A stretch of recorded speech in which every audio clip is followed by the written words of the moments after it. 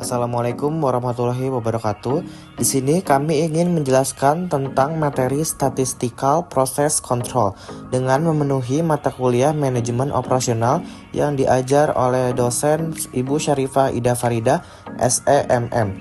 Sebelum masuk ke materi, perkenalkan nama saya Muhammad Cahaya Bintang dan rekan saya Mila Oktaviani Putri. Kami dari kelas 05 SMJP 015. Kami dari Fakultas Ekonomi dan Bisnis, Program Studi Manajemen Universitas Pamulang. Statistik proses kontrol. Statistik adalah seni pengambilan keputusan tentang suatu proses atau populasi berdasarkan suatu analisis informasi yang terkandung di dalam suatu sampel dari populasi itu.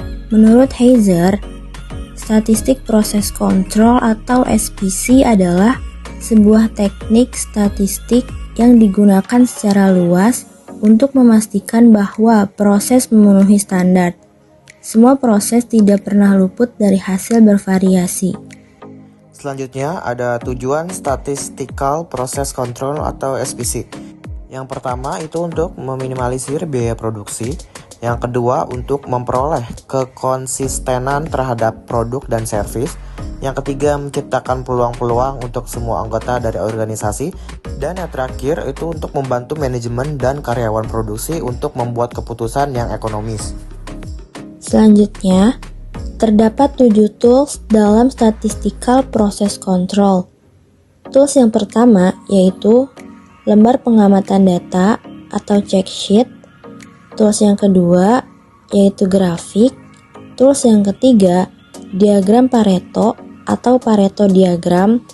Tools yang keempat diagram batang atau histogram.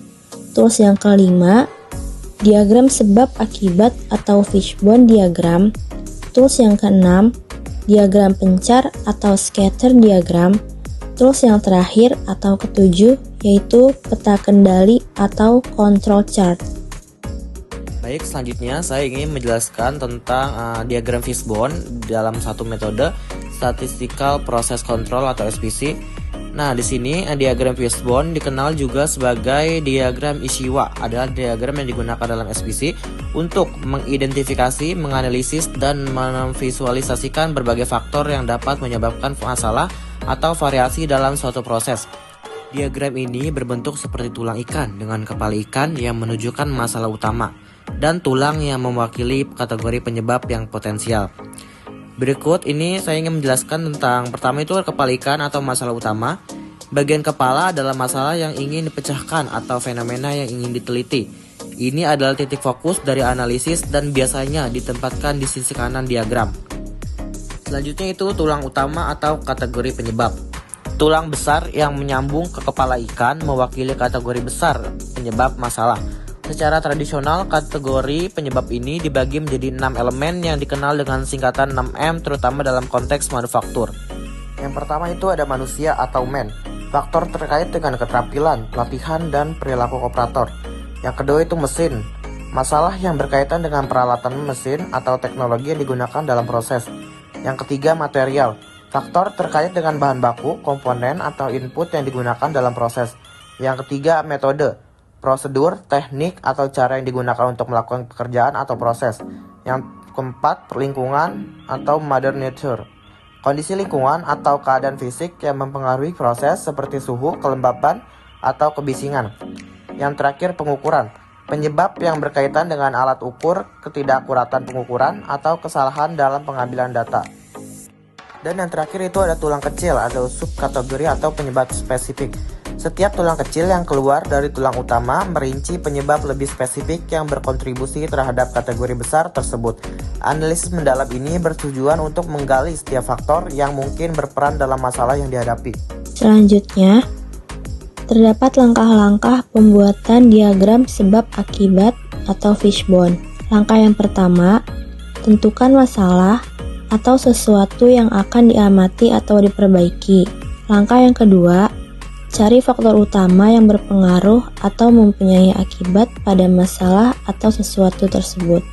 Langkah yang ketiga, cari lebih lanjut faktor-faktor yang lebih terperinci atau faktor-faktor sekunder yang berpengaruh atau mempunyai akibat pada faktor utama tersebut. Langkah yang terakhir atau yang keempat, dari diagram yang sudah lengkap, carilah penyebab-penyebab utama dengan menganalisa data yang ada.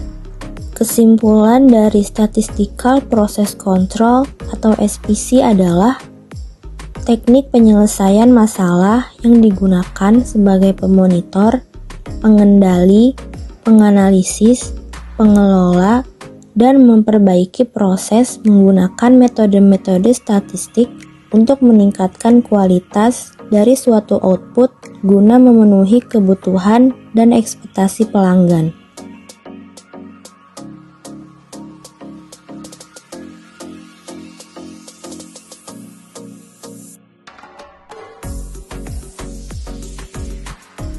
Mungkin sekian penjelasan dari kelompok kami tentang materi Statistical Process Control.